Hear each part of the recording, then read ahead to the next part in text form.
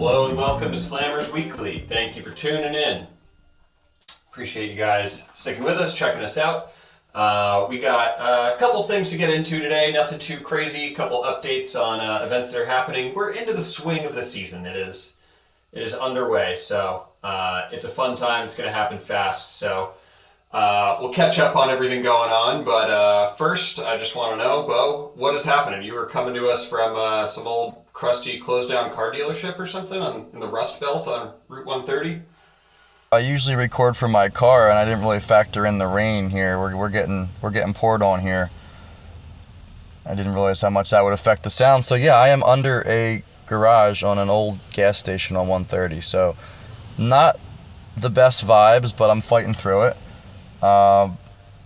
I just got back from Golf Galaxy, got ripped off on some rain gear, but that's what you get for waiting, till the last minute.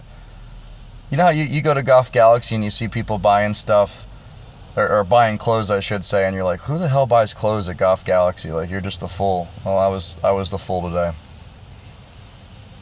That's tough. Sometimes you are the fool. It happens once in a while. You don't want to be, but inevitably it happens, especially when you're a slammer.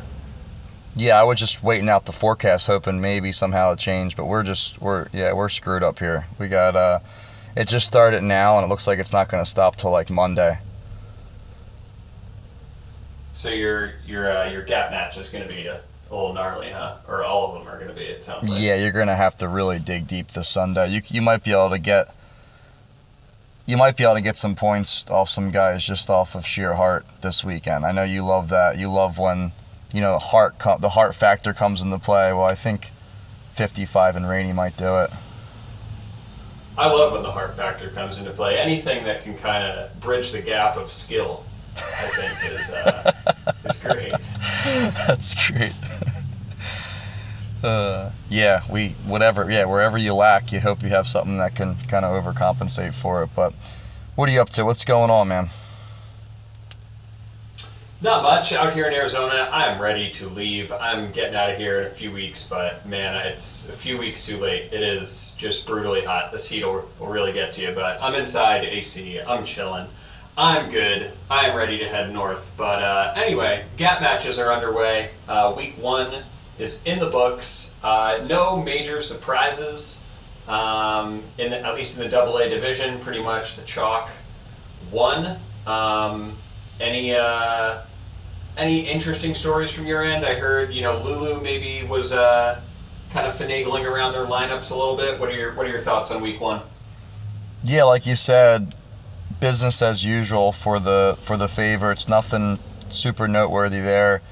But yeah, it looked like Lulu. Their second team was playing Cricket Club's first team, and what you can do with your teams in gap is, like, for instance, if I'm a 1 and my cutoff for the second team is a 3, I can't go play on the second team as a 1. Right? Like, there's a hard line in the sand to say, like, this is where your top 12 cut off from a handicap perspective. Well, what they did is, but if you're all the same handicap, then you can kind of finagle around guys, right? If you have 22 handicaps, then you could theoretically pick your best 12 2 handicaps. So that's kind of what Lulu did. They looked like a bunch of their guys came in at +2. They clearly put their better team on the second team. Most of their good players played for Lulu too, I guess hoping that they could knock off Cricket's 1.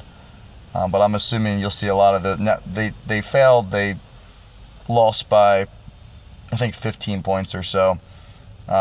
So I'm assuming this week you'll see those guys shift back to the first team. But an interesting play, to say the least. Is it legit? Do you like it? It's a gray area. I mean, I don't love it. I don't think that's kind of what the gap matches is about. But, I mean, maybe it is what the gap matches are about, right? We all want to win.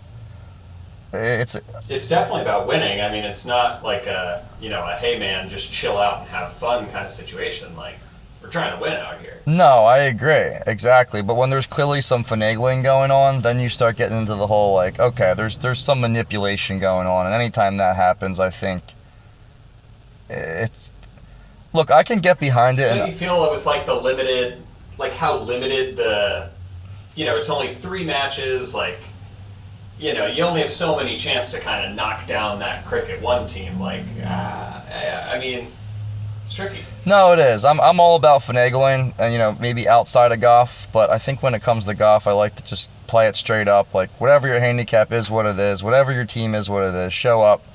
Try to maximize your lineup to the best, in the best possible way, without doing anything, too crazy like that. I don't know. I could be sold either way, I guess. But either way, it didn't work. So it's kind of like a non-story because it didn't work. If it worked, I feel like it would really be... Because then you beat them, and then you take all those guys, and now you go play them on your first team. So, I don't know. We'll see maybe next year if they keep doing it. We'll see if it comes into play. But right now, the favorites won. Cricket Club won. Took them out. So we can digress. All right. I'm going to keep moving along quickly here. We're going to call this the Nolan Ryan episode, The Express. What do you got circled for week 2 in the gap matches? Not much out there. It's kind of a dead week of big matches in the AA division. It kind of has a lot of the formality kind of feel where you seems like who's going to win. But there are some big matches on deck for week 3, so we'll circle back with them in the next episode. Very good. There was a Jersey versus Gap match. The best players from each section, the Comfort Cup. It seems like the Gap guys are kind of known for dominating that event, despite the teams looking pretty equal on paper. I mean, do you think the teams are equal on paper, and how do you think it shook out? Yeah, going into it, I thought you would give the Gap a slight edge. But I would probably say not only did Gap win, but they probably covered the spread too if you had to throw a line on it. So they ended up winning they won the single matches by a point, 6.5 to 5.5, and they won the better ball matches 4.5 to 1.5. So a 4.5 point victory. I mean, definitely covering the spread there. I don't see that big of a disparity between the teams. I think definitely once you get toward the bottom of the lineup, I would say Gap's probably a little bit stronger. But yeah, it's for whatever reason, the Gap just dominates those. I think they're 41-14 all time, I read. Just dominance. But like you said, it doesn't really seem like on paper it should always be that way. But yeah, maybe Jersey's got to do a better job of picking the courses or something. Interesting. Yeah, they had it at Mountain Ridge, which I know you've played. I've been trying to get on there, but that place is dope, right? Yeah, great spot. Cool, really cool spot. Yeah, I mean, it's a shame because it wasn't grown in yet. It's one of those places that once the fescue grows up, it really kind of takes it to the next level, I think. Early in the season with everything down, maybe not the same feel, but either way, it's a very playable, very fun golf course. Cool. Cedar Hill 4-ball qualifier, that went down a couple days ago. Cut was -3, which is a lower cut number, I feel like, than you see most of the time for 4-ball qualifiers, but I think it was because they, were taking less spots, they had more qualifiers, a lot of guys signed up. Any surprises in your eyes for that one? From what I saw looking down the teams that got in, there weren't any teams where I was like, oh, these guys maybe should have got in. I don't think that was the case at Galloping Hill, but for Cedar Hill, you would say kind of no surprises there, right? I would agree with that. Yeah. As far as Galloping Hill, do you want to touch on that? Any teams that maybe surprised you that you thought could have got in that didn't? Well, once again, the number's 3 under, so we're seeing consistency here, which is good. I mean, you want to kind of have your qualifiers be remotely close. You don't want one to be 5 under, one to be even. You want it to be, within that, a shot or two. So I'm thinking, I'm assuming the number will probably be similar at the next 2. We have 2 on deck coming up. Tuesday we have LBI National. Wednesday we have Oak Hill, which I will be out at. So I'm assuming, I'm going in thinking the number is going to be right about the same at Oak Hill. But as far as Galloping Hill goes, yeah, one team didn't get in that, on paper is probably a top 10 team for the overall event, is Tom Collins and Tom Guy. they've had some success in the event before. They're both really solid players. So seeing them not get in was a little surprising. But look, I mean, when the number is 3 under, I mean, it can happen to anybody this early in the season. When you go out and you're both not making any putts or making any birdies, and you fall behind a little bit, and it's not like before when the numbers were oftentimes even par, and there's a lot of ways to shoot even or 1 under, not many ways to shoot 3 or 4 under, right? Right. Pretty much got to make birdies, don't make bogeys. Yep. That's kind of the formula. I'm not a huge analytics guy, but I think that's analytics right there. Okay. Stuff coming up. Medford Village is hosting a U.S. Open qualifier. I think you said you got out there recently. What do you think of the course? Yeah, I played there last Friday, so a week ago. Man, I don't have much good to say about that place. I really just... It's kind of like everything you hate in a golf course. It's hard. It's tight. The greens are unfair. The conditions aren't great. The bunkers are inconsistent. The sand in the bunkers is inconsistent. There's just really nothing to like about it, in my opinion. I'm surprised. I'm surprised the USGA selects that place to have a U.S. Open qualifier. I mean, sure, it's hard, but I don't think it's hard in the sense that it gets the best players. It's very interesting. Like when I talk about the greens, they have like those like kettle cooked potato chip greens where like the perimeters of them are really built up. So it's almost like if you're playing out there on Monday and somehow you're listening to this over the weekend, you can't miss pin high. It's one of the only courses I would ever say, like, you'd rather be short. Obviously, short's ideal almost always on any course, but short, you have to be short, or you'd almost rather be long on some holes than be pin high because you just can't, there's nothing you can do. So it's a penal golf course. The number out there, I would think, would be, I mean, even par should definitely get you in. I could almost see it being as high as, like, 2 over, maybe playing off, but probably 1 over, I would say, is going to be the number there. The weather's going to be shit. This so. is U.S. Open qualifier. Yeah. Yeah, U.S. Open. That's a high number for a U.S. Open qualifier. No, I mean, the course, there's no birdies out there. Like, if you can make 5 birdies out there, it's a miracle. Like, really just, yeah, I'll be curious to see how those guys play out there. There's some notable names in the field. Dave Sanders, he gets in literally, it's not even an exaggeration, I think, to say he gets in every year in this area. He's from Mount Laurel originally. He comes up from Florida and plays right in the area. I think he's gotten in like 7 or 8 straight years or something crazy like that. He's out there. Last time they had it out there a couple years ago, he got in. So you have to figure he takes a spot. And then there's some Austin Devereaux's out there. Mike Meisenthal, who's a good player back in the area, he's out there. So there's a few really good players in the field, and so with that being said, guys are gonna there will be some guys who shoot around even, but for the most part, that place is pretty impossible. Well, that sounds like no fun, but yeah, I'm glad Austin's getting out there. I saw he was playing for Team Jersey as well, so shout out Austin, former Ryder Bronc, way better than us. There was another U.S. Open qualifier, Country Club of York. I didn't recognize any of the names that got in there. It looked like one under was the cut, I think. Our boy Ryan Siegler was out there. He shot even, or 2 over, I think, and missed it. But he's been playing some good golf, so hopefully there's more in store for him. Any other notes on that? I didn't recognize any of the York names either that got in anyway. They were like a bunch of Maryland guys who, it seemed like they had a lot of success on the Maryland circuit from what I was reading in the article, but nothing for me there. Oak Hill is coming up next week, so is LBI National. Those are your Jersey 4-ball qualifiers. Any holes to watch out for at either of those places off the top of your head? Once again, at LBI National, I know I mentioned this on a previous episode, but hole 16 there, you got to hit it way farther right than it appears to the naked eye from the tee. So that's one, like I said, you got to just map out and get a good line there, because if not, you'll go right through into this just nasty, just essentially like a beach bunker. It's got like a foot of sand in it. It's just total crap. But yeah, check that one out. Oak Hill, there's nothing really too noteworthy out there. I think it's pretty out in front of you.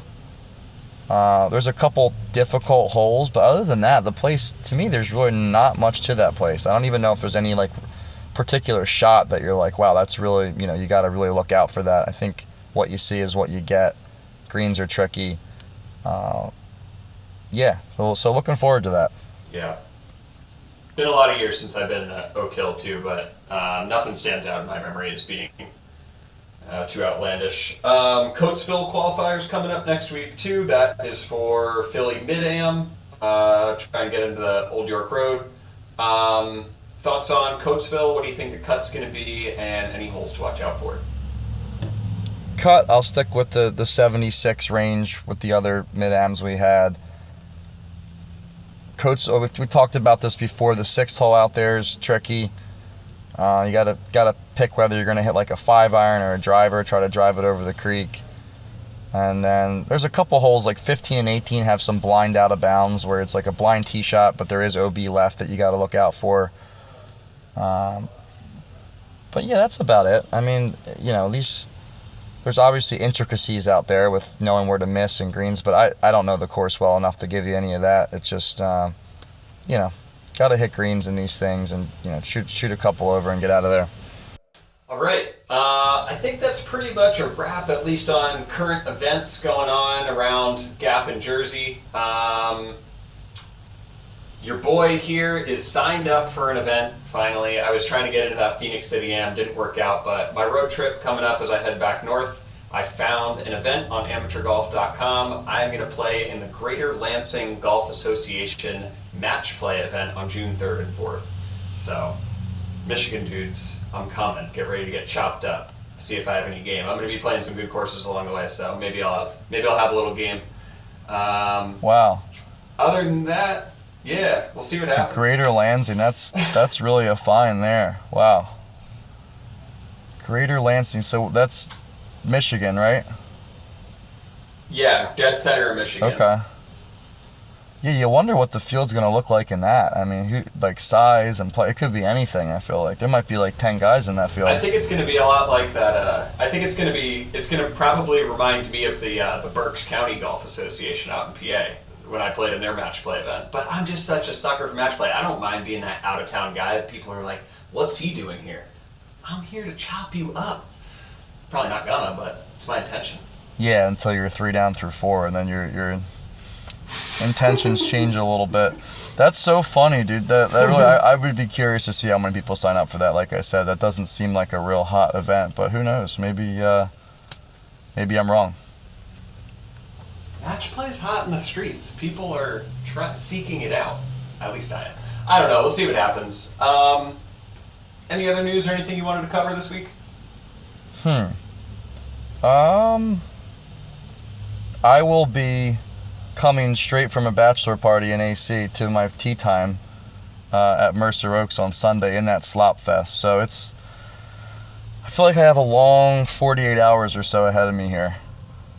I do not. Yeah, it's going to be pretty nuts. That reminds me of that story I saw on the Gap website. Cole Berman for Marion. He texted his captain at like 4:24 a.m. He drove up from a wedding in Richmond, Virginia to play in the Gap match this past week, which incredible commitment and dedication. I mean, we like to talk about how deep the allegiance runs here. If that's not it, I don't know what is. Yeah, you got somebody behind you that agrees with you. You got a little a little dog barking? Yeah, Rocky's out there. He barks once in a while. What can you do? This is the stuff that you just don't think about when you're podcasting. Just the sound, and there's a lot to it. But good for Cole, man. So much. Good for Cole. That's awesome. I mean, that's what I love about this stuff is like everybody's bought in. It's not just like the South Jersey trunk slammers. It's the mainline. I mean, Cole's a Marion guy, right? He's a mainline guy. He's got no problem coming up with no sleep and gutting it out for the team. You gotta love it. You gotta love it. yeah, Sunday's going to be a mud fest for everybody. Like I said, I'll be coming up off no sleep. Have no interest in going to this bachelor party at all. Sorry, Jackson, if you're listening to this, but we'll have fun. It's my cousin. I'm the best man or co-best man, so I was tasked with planning this thing, and I've been on calls with strip club managers and just shit. I do not want to be talking to. AC is already a dismal vibe, and you throw some cold and rain into it, and it's like, yeah, it just almost feels like you just can't get out of there quick enough. So I'm looking forward to. I hope it's pouring down rain at 9 a.m. on Sunday when I tee off at Mercer. I'll be happy just to be out of that hellhole down the shore. Yeah, even rainy Mercer Oaks will be better than that. But you gotta love the heart. Good luck. I think that concludes it for this week. This is Slammers Weekly. Yeah, short one, but we have some more good stuff on deck. So stick with us. My name is Cole Clark, Ogarino. Thank you for listening.